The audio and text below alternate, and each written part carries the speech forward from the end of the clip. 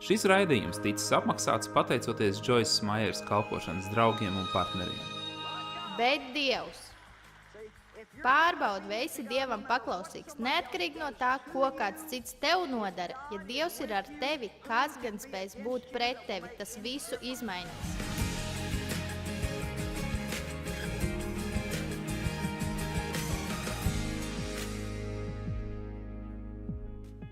Mēs esam svētīti, ja paklausām, un mēs zaudējam svētību, ja nepaklausām. Vai ziniet, cilvēki mēdz teikt, bet jaunās derības laikā Dievs nesvētīs, Dievs nenolādēs tevi. Viņš nav tāds Dievs. Vai ziniet ko? Jā, Dievs mūs nekad nenolāda, taču mēs paši ejam lāstā. Viņš teica, es lieku tavā priekšā izvēli, svētību un lāsts. Ja darīsi to, ko es tev saku, tu baudīsi svētību, ja nepaklausīsi, būsi zem lāsta. Taču nekur nav teikts, ka Dievs tevi nolādēs. Tas ir atkarīgs no tavas izvēles, mēs paši to nosakām. Un es nesaku, ka pilnīgi visas sliktās lietas, kas ar jums notiek, vai arī katra sīkā neveiksme ir jūsu vaina. Tas nebūtu nav tas, ko es saku. Velns ir dzīvs un darbojas šeit uz planētas Zeme, un lietas mēdz notikt. Šorīt Sent-Luisā bija -14 grādi, -14. Un viena no mūsu krāsnīm sadomāja nestrādāt. Un man bija jābrauc ārā no pilsētas. Tas nenozīmē, ka es kaut ko izdarīju nepareizi. Un lūk, tāpēc mana krāsns tagad nestrādā. Tas vienkārši nozīmē to, ka velns mēģina mani aizkaitināt gada augstākajā dienā, mirklī, kad es dodos uz konferenci, taču viņš neuzvarēja.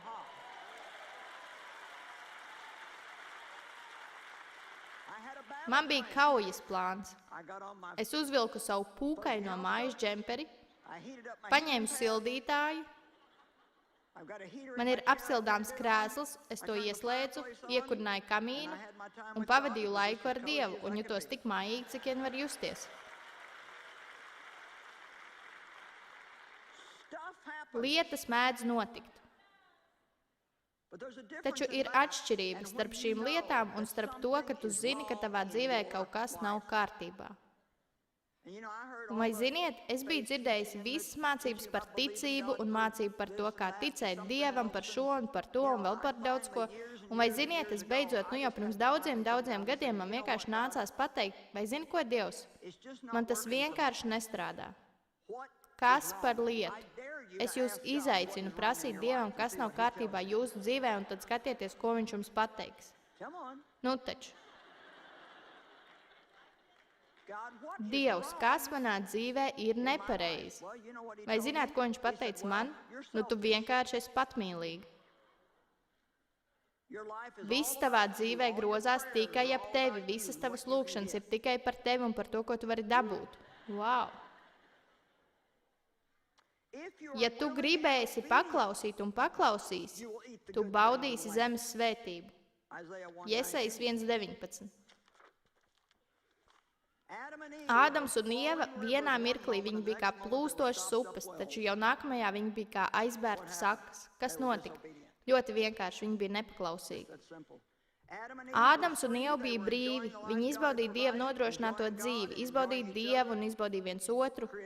Radošums burtiski virmoja gaisā, Ādams nu pat bija devis vārdu visiem dzīvniekiem.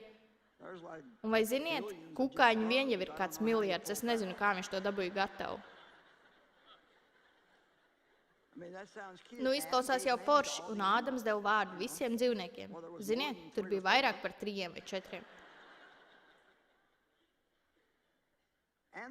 Un viņiem bija autoritāte pār visu, kas bija uz zemes. Dievs teica, pārvaldiet un valdiet pār zemi. Jūs varat ēst visus augļus no visiem dārza kokiem. Ir tikai viena lieta, kuru es gribu, lai jūs liekat mierā. Kā tas tā nāk, ka tā viena lieta, kuru mums saka nedarīt, ir tieši tā lieta, kuru mums vienmēr gribās darīt? Jo tas ir tas, kā ienaidnieks strādā. Tātad viņš viņiem teica neēst no laba un ļauna atziņas koka. Dievs ir tik labs, ka viņš nekad negribēja, lai cilvēks vispār uzzinātu, kas ir ļaunums. Viņš gribēja, lai viņi ēd no dzīvības koka un lai dzīvība plūst pie viņiem un caur viņiem.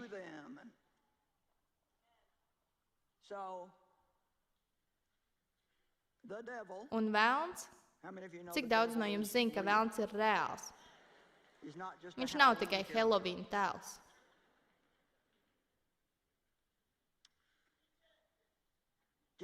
Pirmā Mūzes 2:25 teikts, Ādams un viņa sieva abi bija kaili, taču neizjuta kaunu. Taču pirmie 10 panti no 3. nodaļas, vai jūs spējat sakoncentrēties uz 10 pantiem?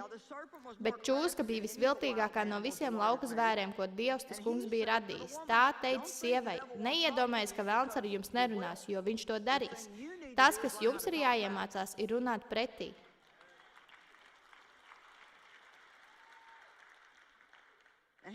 Un viņš sacīja sievai, vai tad tiešām Dievs ir teicis, neēdiet ne no viena koka dārzā? Vai redzat, kā viņš to sagrozīja? Vai tiešām Dievs teica, neēdiet ne no viena koka? Sieva teica čūskai, mēs ēdam no koku augļiem dārzā. Bet par tā koka augļiem, kas ir dārza vidū, Dievs teicis, no tā jums nebūs ēst.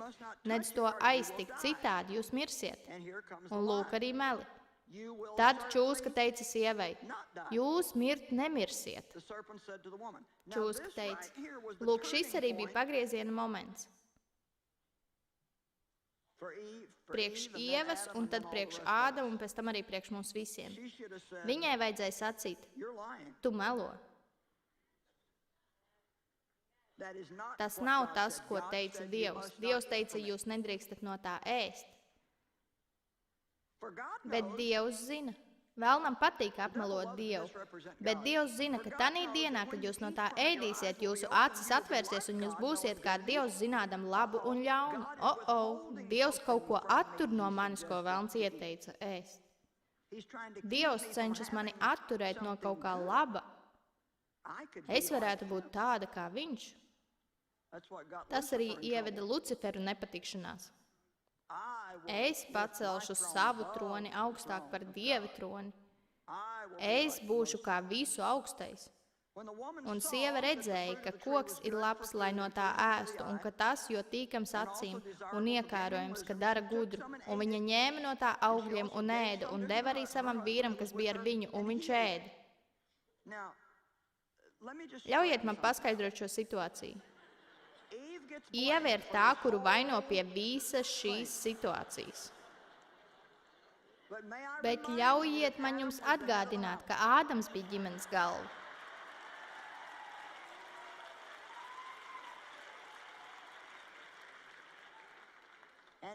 Un viņš zināja, ko Dievs bija teicis. Un viņam momentāli vajadzēja pateikt Ievai, tev nevajadzēja to darīt. Labāk nožēlo to uz karstām pēdām. Es jau nu noteikti to neēdīšu, jo Dievs teica, lai neēdu. Taču viņš vienkārši paņēma to un apēda. Nu, labāk es vairs neko neteikšu. Neesi vīrs, kas grib būt par ģimenes galvu tikai mirkļos, kad tev to gribas.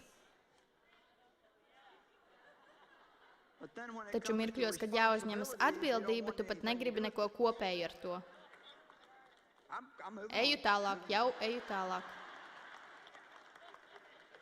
Tad viņu abu acis tapa atvērts, un viņi atzina, ka viņi bija kaili, un viņi savija vīģes lapas un taisīja sev gurnu apsejus. Viņi centās apslēpt savu grēku. Jā, wow! Man te ir viens draugs, es nāku sludināt tev.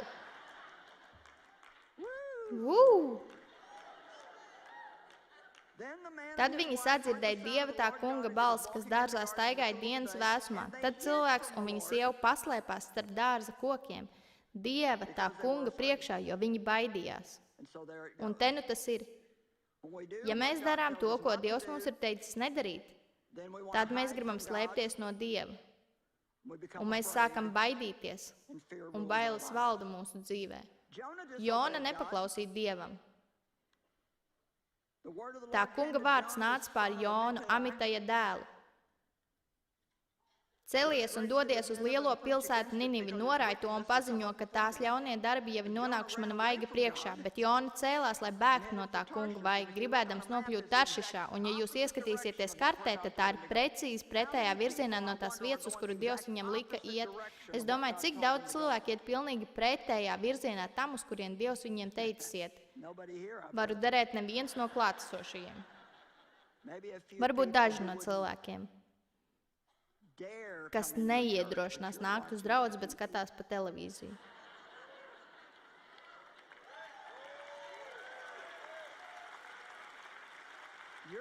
Jūs skatāties, jūs meklējat un nodomājat, man šitas vienkārši jāpaskatās.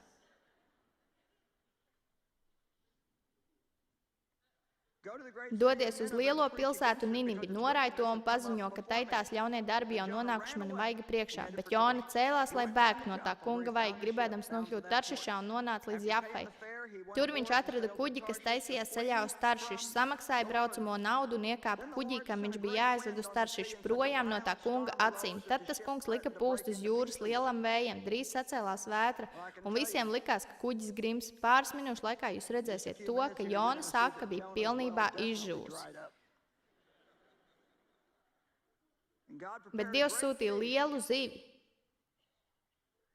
Mēs pieņemam, ka tas bija valis.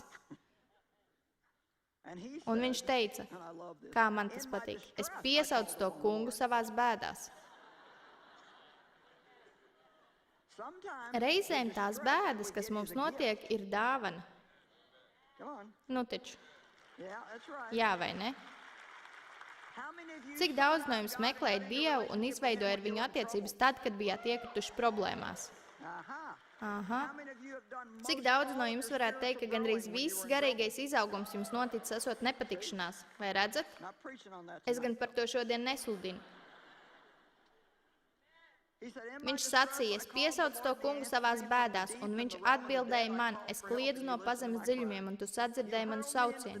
Tu iemeti mani dzelmē pašā jūras vidū, kur man no visām pusēm apņēmas traumas. Visas tevis sūtītās bangas un viļņu kalni vēlās man pāri tā, ka man šķita, es esmu atstums no tava acu skatu, un man nekad vairs neredzēt tavu svēto namu. Viņš sāka, lūk, šeit viņš nolēma atgriezties. Skatieties, kas notika. Līdz pašiem manas dzīvības dziļumiem man bija apklājuši ūdeņi, visapkārt man bija ietvēruši dziļumi, niedras bija apvījušās ap manu galvu. Ziniet, tas pierāda, ka lūgt var jebkurā vietā. Es biju nolaidies līdz dziļākajiem kalnu pamatiem, zemes aizsprosts šķiet bija aizdarījušies aiz manis uz mūžu, bet tu tomēr esi līdz manai dzīvībai pacelties augšup un no šīs tumšās bedres. Wow!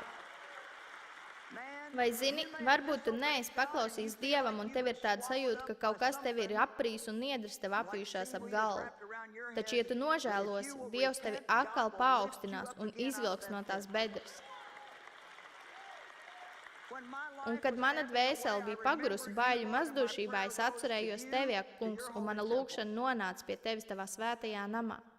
Tie, kas turas pie iznīcīgām viltus dievībām, zaudē savu žēlstības tiesu, bet ar pateicības prieku es nesīšu tev savus upurus, savus solījumu upurus es tev pienesīšu. Glābšana ir pie tā kunga, un tas kungs pavēlēja zivī, un viņi izspļāva Jonu malā. Bet man ļoti patīk šī daļa.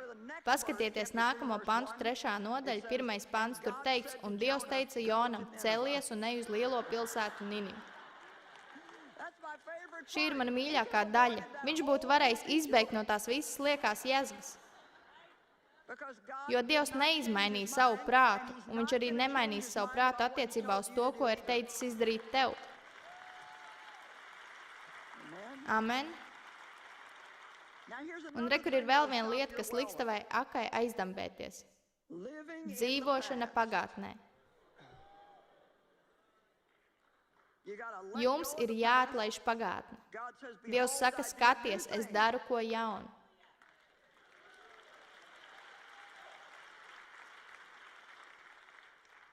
Un es jums teikšu, kā ir. Nav tā, ka jūs tās nevarat ar prieku atcerēties, bet reizēm jums pat jāmāk palaist vaļā pagātnes varenās uzvaras. Un es pateikšu, kāpēc. Ja jūs turpināsiet pie tām turēties, jūs palaidīsiet garām to, ka Dievam priekš jums ir kaut kas pat vēl lielāks par to, kas jau bijis pirms tam. Amen. Pat ja ņemam vislielāko lietu, ko Dievs priekš jums ir izdarījis, Dievam ir kaut kas lielāks, taču jūs nedrīkstat turpināt blenst pagātnē. Aizmirstiet pagātnes grēkus, aizmirstiet pagātnes kļūdas, aizmirstiet tos cilvēkus, kas jūs agrāk sāpinājuši. Aizmirstiet pat visas pagātnes uzvaras. Un aizmirstiet to grēcīgo dzīvi, kādu dzīvojāt, sevišķi tās lietas, ko jūs izbaudījāt tās dzīves laikā. Es atceros tos laikus, kad piekdienās gāju uz klubiņiem, un te nu es esmu sēžu un klausos, kā viņi tik maļu to pašu. Lūk, ko es tev pateikšu. Efekts, kas tev būs rīt no rīta, būs labāks par paģirām, kas tev mēdza būt.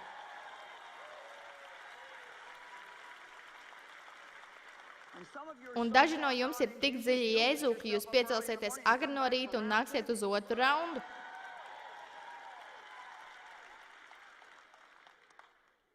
1. Mūzes 19, 17 un 26, un notika, kad tie bija viņu izveduši ārā, kāds sacīja, izglāb savu dzīvību, neskaties apakaļ un nepaliec visā šī apgabalā stāvam, glābies kalnos, ka tu netiktu iznīcināts.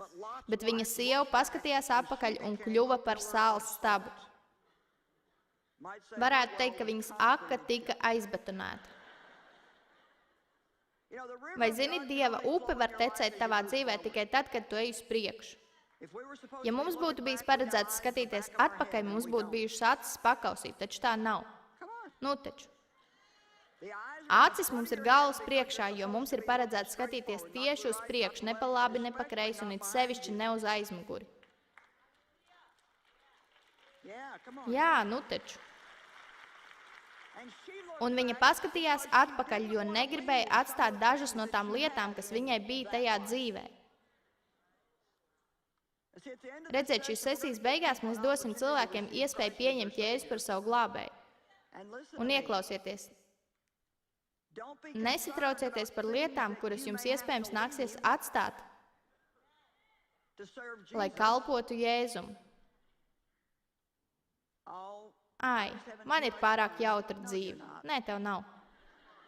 Tu pat īsti nezini, varbūt tu zini, kas ir jautrība, taču nezini, kas ir patiesas prieks. Un tu nezini, kā tas ir vakarā apgulties gultā un izbaudīt perfektu mieru.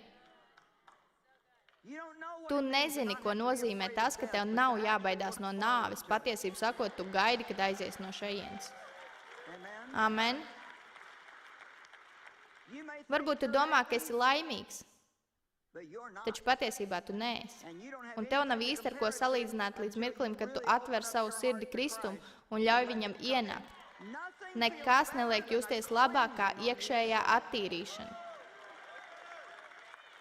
Tu vari ieiet vannā vai arī dušā un nomazgāt netīrumus no sava ķermeņa, bet tikai Jēzus asins var nomazgāt netīrumus no tavas dvēseles. Amen. Paldies Dievam, ka Jēzus nomira par mums.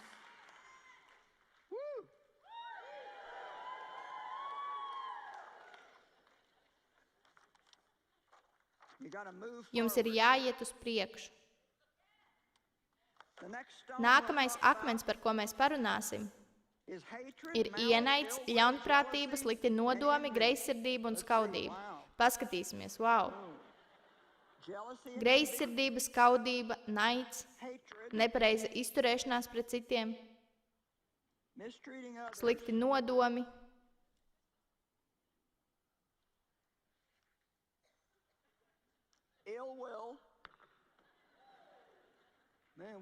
gan ar šīm lietām mēs tiksim nepatikšanās.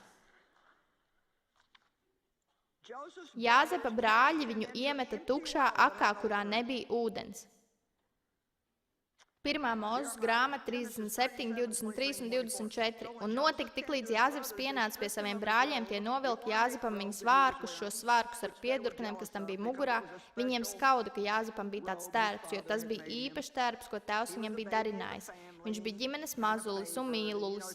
Un vai ziniet, tas turpinās arī šodien. Brāļi un māsas ir greizsirdīgi uz mazulu ģimenē. Es zinu, mēs arī ar to sastapāmies savā ģimenē. Viņiem liekas, ka viņš saņem visu, ko grib. Un viņi gudrinieki, ja paši kaut ko grib, tad sūta mazāko, lai viņš to paprasa.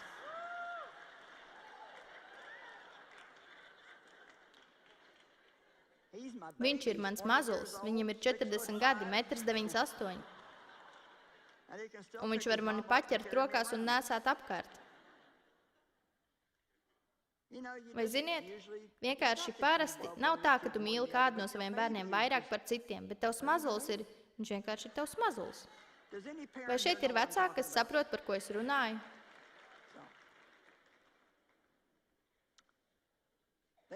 Un sagrāba to un iemeta bedrē, bet bedra bija tukša bez ūdens. Tā bija aka, tajā nebija ūdens. Bet, ziniet, es iztēlojos, ka tad, kad viņi nonāca mājās un pateica tēvam, ka Jāzeps ir ticis mežonīgu zvēru saplosīts, un viņi redzēja savu tēva sāpes un to, cik ļoti viņi bija viņu sāpinājuši, es nedomāju, ka viņi diezko labi gulēja, apdomājot to, ko viņi bija izdarījuši. Un tikai tāpēc, ka viņi apskauda un ienīda Jāzepu. Jo viņš bija ģimenes mazulis, un viņam bija nedaudz lielākas privilēģijas pie tēva, un vēl viņam bija sapnis. Vai ziniet, reizēm cilvēki jūs ienīst tikai tāpēc, ka jums ir sapnis? Ir cilvēki, kas negrib, lai jums dzīvē ietu labāk. Nu taču, viņi kļūst greizsirdīgi, ja jūs domājat, ka izvirsīsieties dzīvē uz augšu. Viņi paši neko negrib darīt ar savu dzīvi, un viņi paliek dusmīgi, ja tu kaut ko gribi darīt ar savējo. Man bija sapnis.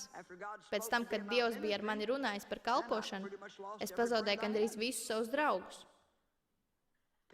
Cilvēki nevienmēr ir gatavi sapņot tev līdzi. Viņiem visticamākais bija murgi, vainas apziņa, bailes, tikt pieķertiem, nožēla un daudz citas negatīvas emocijas. Tas, ka viņi iemeta Jāzepu sausā akā, padarīja viņus pašus par sausām akām. Man tas patīk. Bībelē ir teikts, Apustuļu darbos 7:9. Ciltstēvi apskauda Jāzepu un pārdeva to uz Ēģiptu, bet Dievs bija ar viņu. Bet Dievs. Pārbaudi, vai esi Dievam paklausīgs, neatkarīgi no tā, ko kāds cits tev nodara. Ja Dievs ir ar tevi, kas gan spēs būt pret tevi, tas visu izmainīs. Un nekas nesagādā lielāku prieku, kā tas, ka Dievs tev paaugstina ienaidnieku vidū, un viņiem nākas stāvēt blakus un noskatīties. Nu taču. Tev nav jācenšas panākt, lai viņš nāk atpakaļ. Lūdz par viņiem, svētī viņus un ļauj Dievam būt Dievam.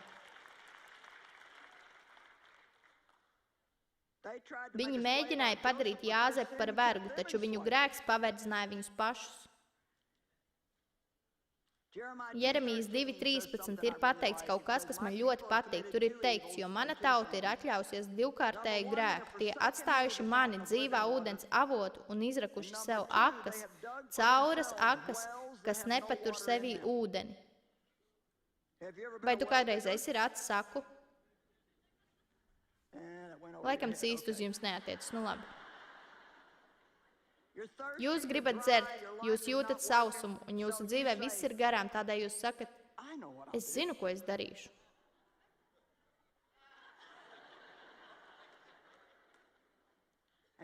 Un jūs ejat un rokat paši savu aku. Un jūs pie kaut kā strādājat, jūs piestrādājat pie tā, un jūs cenšaties, lai tas sanāk. Varbūt jūs mēģināt kāpt pa veiksmes kāpnēm. Un, kad beidzot nonākat augšā, jūs saprotat, ka kāpnes ir bijušas atsutētas pret nepareizo ēku. Tu vari rakt savu aku un rakt to dziļāk, taču tajā tik un tā nav tā, ko tu vēlies. Tikai Dievs var tev iedot to, ko tu patiesi gribi.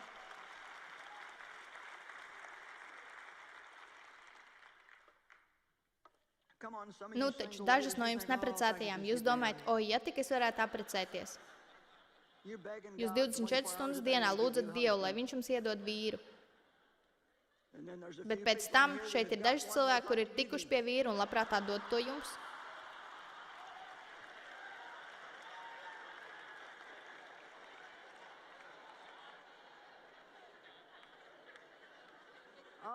Oi, ja vien man būtu bērni, es vienkārši gribu bērnus. Dievs dod man bērnus, es gribu bērnus. Svētī manu klēpi, kungs, es gribu bērnus. Un tad paiet apmēram 15 gadi, un jūs sakāt, ak, Dievs, kad tie bērni ies prom?